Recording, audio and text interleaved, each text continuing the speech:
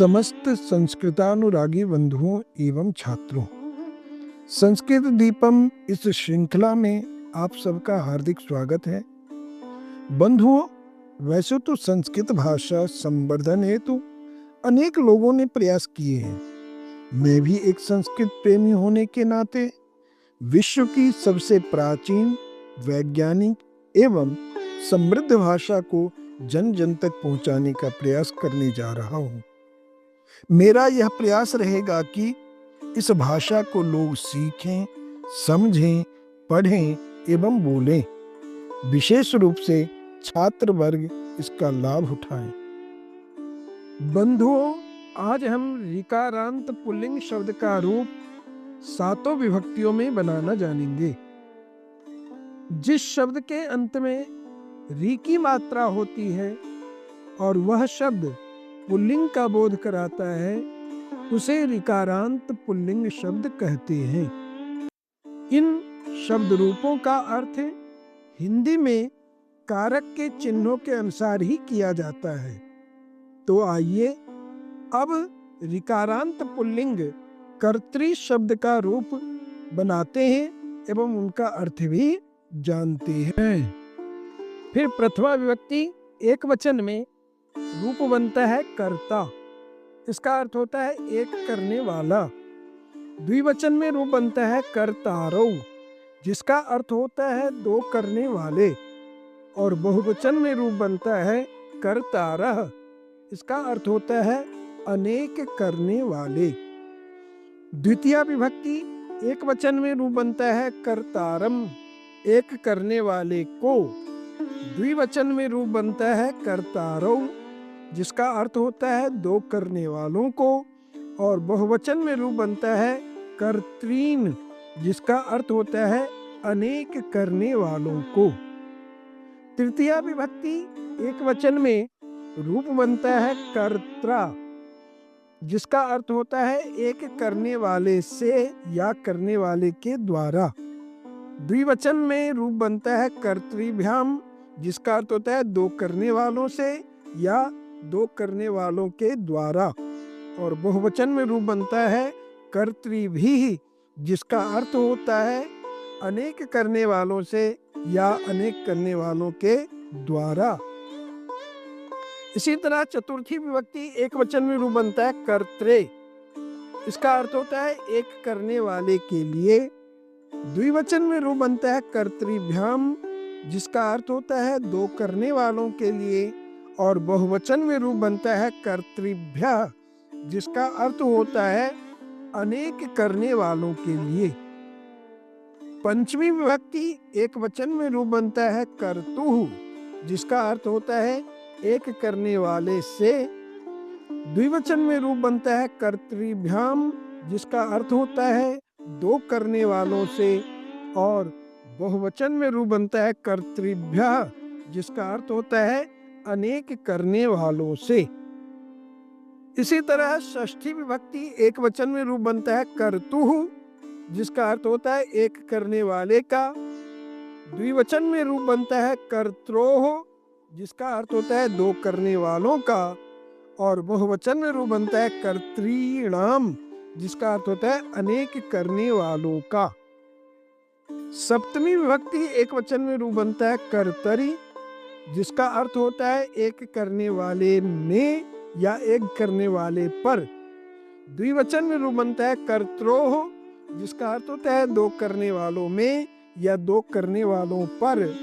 और बहुवचन में रूप बनता है कर्तृषु, जिसका अर्थ होता है अनेक करने वालों में या अनेक करने वालों पर।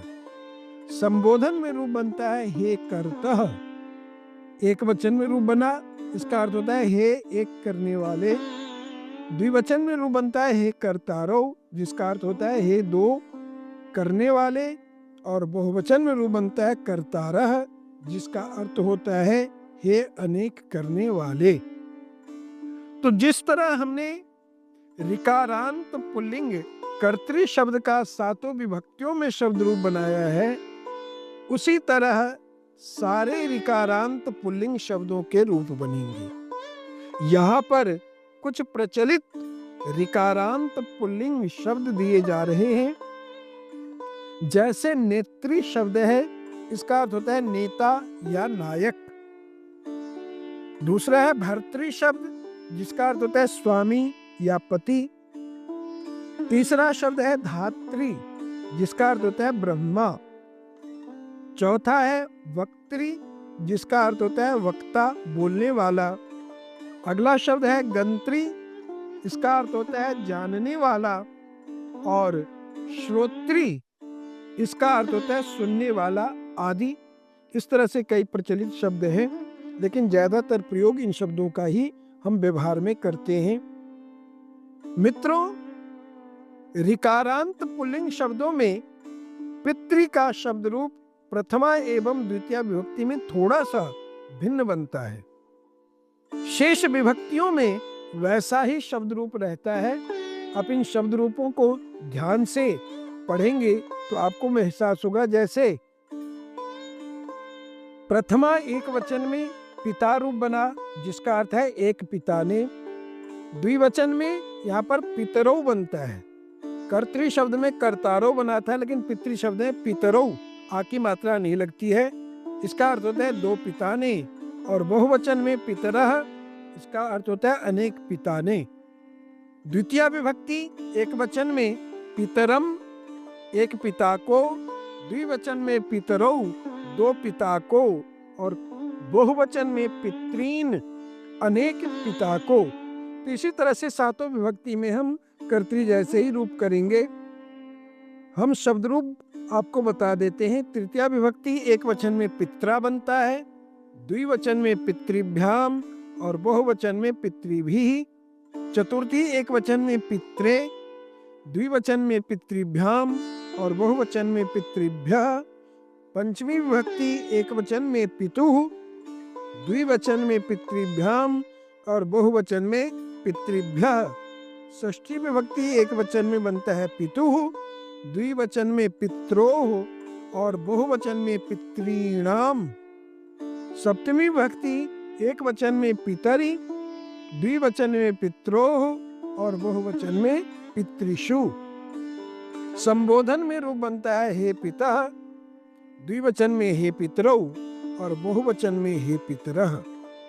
तो ऋकारांत पुल्लिंग शब्दों का वाक्यों में प्रयोग कैसे किया जाता है, उसे आप सब कुछ उदाहरणों से समझने की कोशिश करें और इसी तरह छोटे छोटे वाक्यों में प्रयोग करना सीखें। जैसे पहला वाक्य है मम पिता अध्यापकः अस्ति। तो यहाँ पर पिता जो है प्रथमा विभक्ति एक वचन का है। दूसरे वाक्य में श्रोतारः वक्तारम कथयन्ति। श्रोता जो है, श्रोतागण, अनेक श्रोता जो है, वक्तारम बोलने वाले को, कथयन्ति कहते हैं। तो को चिन्ह आ गया, तो वक्तृ शब्द में द्वितीय विभक्ति एक वचन में वक्तारम बनाएंगे। उसी तरह से तीसरा वाक्य है जनाः नेत्रा सह सम्मेलनम कुर्वन्ति। लोग नेता के साथ सम्मेलन करते हैं। बहुवचन में बनाना हो तो नेत्री भी बना सकते हैं। तो इस तरह से तृतीया विभक्ति में नेत्रा शब्द का प्रयोग किया गया। चौथे वाक्य में पत्नी भर्तृ भोजनम यच्छति। पत्नी पति को भोजन देती है। तो भर्तृ यहाँ पर चतुर्थी विभक्ति एक वचन का है। पांचवें वाक्य में पुत्रः पितुः दूरम गच्छति। पुत्र पिता से दूर जाता है। तो यहाँ से पंचमी विभक्ति का प्रयोग किया गया है, अलग होने के अर्थ में, दूर जाने के अर्थ में। छठा वाक्य है भार्या भर्तुः सेवाम करोति। पत्नी जो है पति की सेवा करती है। तो चिन्ह है काके की, तो इसीलिए भर्तुः में संबंध कारक के कारण षष्ठी विभक्ति का प्रयोग किया गया। सातवां वाक्य है प्रजाः नेतृषु विश्वासम न कुर्वन्ति। प्रजा जो है नेताओं पर विश्वास नहीं करते हैं। तो यहाँ पर सप्तमी बहुवचन में हमने नेतृषु बनाया है। एक वचन में बनाना हो, एक नेता का प्रयोग करना हो तो नेतरि ये प्रयोग भी कर सकते हैं। और संबोधन में जैसे हे पिता, मह्यम पुस्तकाय धनम ददातु। हे पिताजी, मुझको पुस्तक के लिए धन दीजिए। तो इस तरह से आप लोग भी छोटे छोटे वाक्य बना करके इसका अभ्यास कर सकते हैं। तो इस तरह हम समस्त ऋकारांत पुल्लिंग शब्दों का रूप बनाएंगे। आगे हम एक नए शब्द रूप के साथ आपसे मिलेंगे। तब तक के लिए धन्यवाद।